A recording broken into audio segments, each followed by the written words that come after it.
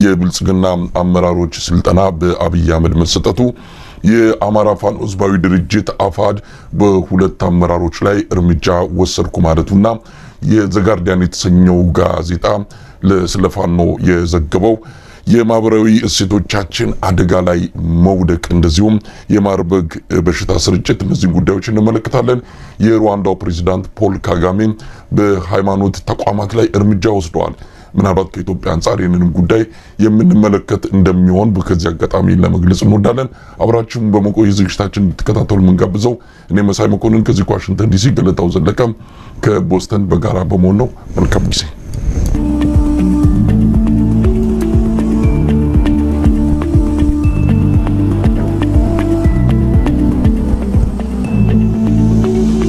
ጤና ይስጥልን ገለታው። ጤና ይስጥልን መሳይ፣ እንደምን አደርክ? እንዴት ሰነበትክ? እንዴት አለ? ረጅም ጊዜ ሆነን ሳንገናኝ በተለያዩ ምክንያቶችም ሰሞኑን በዚህ በአንከር የመረጃ ክፍለ ጊዜ ላይ ከተመልካቾቻችን ጋር በመደበኛው ሰዓት መገናኘት አልቻልም። ለማንኛውም ዛሬ ከቀናት በኋላ ተገናኝተናል። በርከት ያሉ ርዕሰ ጉዳዮች አሉ።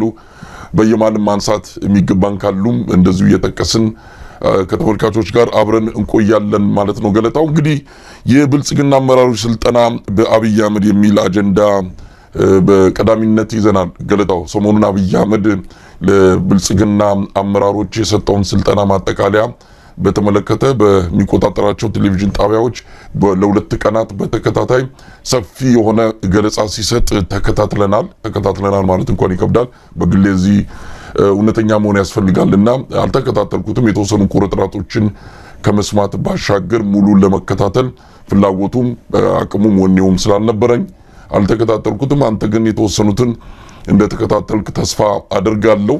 በሁለት ቀን የቀረበውና የመደመር መንግስት በሚል ርዕስ ሰፊ ማብራሪያ አብይ አህመድ የሰጠበት ነው። እንግዲህ ብልጽግና አዲስ ታሪክ ነው ይዞ የመጣው። አንድ የፓርቲው አመራር ስልጠና ይሰጣል። እሱ የሚያስበውን በሙሉ ለሁሉም ያስተምራል። ከዛ ያ የፓርቲው ሰነድ ይሆናል።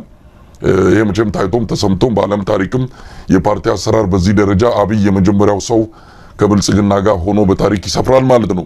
ገለታ ውስጥ ጠቅለል አድርገህ ንገረን። ምንድነው በሁለት ቀን አብይ አህመድ ለብልጽግና ባለስልጣናት የሰጠው ስልጠና ምንድነው ባጭሩ? አመሰግናለሁ መሳይ። እንዳልከው አዲስ ካልቸር አዲስ ባህል ያለው ፓርቲ ነው። የፓርቲው ፕሬዚደንት ራሱን የሚያስመርጥበት ፓርቲ፣ ራሱ አስመራጭ የሚሆንበት ፓርቲ፣ ራሱ መጽሐፍ ጽፎ መጽሐፉን የሚያስጠናው ፓርቲ፣ አስጠንቶ ደግሞ የሚከታተለው ፓርቲ እና የተለየ ነው። በዓለም ፓርቲ ስርዓት ውስጥ ውቅር ውስጥ በፓርቲ መዋቅር ውስጥ የሌለ ልምምድ ውስጥ የገባ ፓርቲ ነው ይሄ። እነዚህ ኦቶሪቴሪያንስ የሚባሉትም ብዙዎቹ አያደርጉትም። በዓለም ላይ ከተነሱ በጣም ጥቂት መሪዎች መካከል እንግዲህ ብዙ ጊዜ ስማቸውን የምናነሳቸው ጋዳፊ ያችን የግሪን መጽሐፍ የምትለውን ብዙ ጊዜ አንስተናታል መሳይ። እሷን ጽፎ 100 ገጽ የምትሆን መጽሐፍ በቃ በዚህ ነው ልጆች ሁሉ በዚህ መመራት አለባቸው፣ ትምህርት ቤት መማር አለባቸው ብሎ ወስነው የሊቢያን ህዝብ መከራ ሲያሳዩት ነበርና አብይ ያንን አይነት መንገድ የሚሄድ ነው። ከሳቸውም ያፈለገጠ ነው በጣም እና መድረኩ በአጠቃላይ ግን ይሄኛው መድረክ ለምን አዲስ ሆኖ መጣ?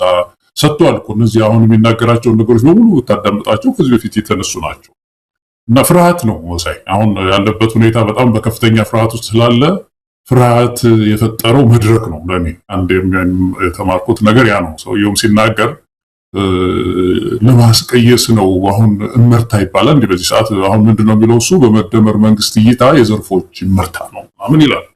እንግዲህ በእርግጥ አሁን አንዱ ትልቁ ችግር ከዚህ ንግግር የምናየው ከዚህ ስልጠና የምናየው እንዳሉ ከዚህ በፊት የተነሱ ጉዳዮች ተደግመው መነሳታቸው ከፍርሃት ጋር የተያያዘ እንዳሉ ሆነው ግን ሰብስታንስ ዋይዝ ደግሞ እንደዚህ ሰብስታንሱንም ስናይ መሳይ እንደው እስቲ አንተም ትጨምራለህ። እንደው የመጀመሪያው ነገር እኔ የማየው በቀደምም ከአንድ ወንድሜ ጋር በነበረን ውይይት እንደዚህ እያነሳን ነበርና የፖለቲካ ሰዎች እንደሚሉት ነገር አለ እንደምታውቀው መሳይና ይሄ ፖሊክራይሲስ አለ ይላሉ። ፖሊክራይሲስ የሚባለው እንግዲህ አንድ ኪሳራ ሳይሆን ብዙ ኪሳራዎች በአንድ ህዝብ ላይ ድንገት ሲጎርፉ ማለት ነው። እና ብዙ ኪሳራዎች አንድ ላይ ግልብጥ ሲሉ ክልስ ሲሉ ህዝብ ላይ ማለት ነው። እና ደግሞ ቀጥታ ሲያድጉ አንዱ ቀጥ ብሎ በዛው መስመሩ ላይ ያድጋል። ለምሳሌ የጸጥታው ችግር ባለፈው አንተም የዘገብከው በአንድ ወር ውስጥ 5-6 ወንጀል አንዲት እህታችን ጡቷ ተቆረጠ እግዚኦ ስንል በማግስቱ አርሲ እንደዚህ ሆነ እግዚኦ ስንል በማግስቱ ቢቢሲ 2600 ሴቶች አማራ ክልል ተደፍረዋል እግዚኦ ስትል ቤንሻንጉል ጉሙዝ የተከሰተ እግዚኦ ስትል ይሄንን ለማጣፋት ይሄንን ወንጀል ደግሞ ለማጣፋት እጅ ያስቆርጥና ወደ ወራይሉ አካባቢ እንደገና ሌላ ወንጀል ተፈጠረ ይባላልና ይሄ ቀጥ ብሎ የወንጀል እድገት ማለት ነው ቨርቲካል ግሮዝ የሚሉት ማለት ነው። በሌላ በኩል ግን ቀጥ ብሎ ማደግ ብቻ አይደለም የጸጥታው ችግር የኢኮኖሚው ችግር ፖለቲካው ችግር ቀጥ ብሎ እያደጉ እንደገና ሆሪዞንታል ወደ ጎን ኮሙኒኬት ያደርጋሉ እና ወደ ጎን ሲገናኙ የጸጥታው ችግር የኢኮኖሚውን ችግር ሲመግበው የኢኮኖሚው ችግር የሰላሙን ችግር ለሰላም ችግር ሲመግብ ፖለቲካው ለኢኮኖሚው ሲመግብ እነዚህ መመጋገቦች ነው እንግዲህ ውስብስብ ችግር ይፈጥሩና ያ ኮምፕሊኬሽን ነው ፖሊክራይሲስ ይባላል። እንደዛ እኮ ነው ያለችው ሀገሪቱ። ኮንስታንት የሆነ ቋሚ የሆነ የብር ግሽበት ነው ያለው በኢኮኖሚ ውስጥ ቋሚ የሆነ የወንጀል እድገት ነው ያለው ቋሚ የሆነ የፖለቲካ ክራይሲስ ነው ያለው። ፖለቲከኞች አሁን በየጊዜው በመንግስት ላይ ያላቸው ተቃርኖ እየሰፋ መጥቶ ምርጫ ሁሉ አንገባም የሚሉበት ደረጃ ላይ ነው ደረሱ። ይሄንን የሚመራ ሰው ምንድነው ስልጣና ይዞ የሚመጣው? እናም በቶ ይሄ ሰው ምንድነው የሚለው ለዚህ በጣም ውስብስብ ለሆነ ችግር እንግዲህ ተመልከተው መፍትሄው ምንድነው መደመር ነው ብሎ ቁጭ ይላል። መደመር ለዚህ ሁሉ ውስብስብ በጣም ኮምፕሊኬትድ ለሆነ ችግር መደመር የአንደኛ ክፍል ትምህርት እኮ ነው ሳይ እንደው ለማቃለል ሳይሆን መደመር አለ። ካልኩለስ የሚባል ነገር መቼም ታውቀዋለህ ያው ዩኒቨርሲቲ እኔ አልተማርነው ያለ ያው ማህበራዊ ሳይንስ አካባቢ ስለሆነ ብዙ አንተ አናውቀው ግን የኢኮኖሚክስ ውስጥ አለ የሶሻል ሳይንስ ተማሪዎችም ካልኩለስ ትንሽ ከበድ ያለ ነው።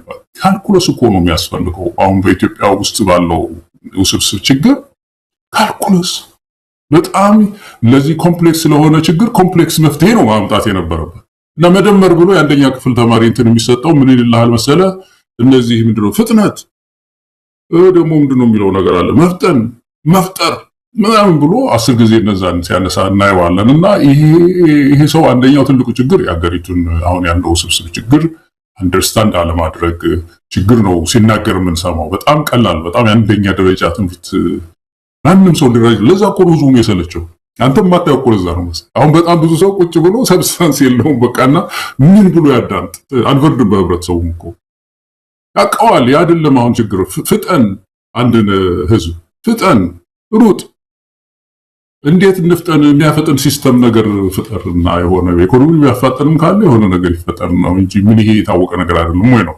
ሁለተኛው ነገር ወሳይ ሌላው ያን ካነሳቸው ጉዳዮች መካከል በጣም አንዳንድ አደገኛ ነገሮችም አሉት። ለምሳሌ የፌደራል ስርዓቱን በተመለከተ ስለ ምንድነው የሚለው ብዝሃነትን ያከበረች ኢትዮጵያ መቀጠል አለባትና እውነተኛ የፌደራል ስርዓት ነው በምድሪቱ ውስጥ መስራት ያለበት ይላል። እንግዲህ በአንድ በኩል መሳይ እንደምታውቀው አሁን ኢትዮጵያ ውስጥ ካሉ አገረ መንግስትን አላረጋጉም ከምንላቸው ጉዳዮች መካከል አንዱ የፌደራል ስርዓት ጉዳይ ነው።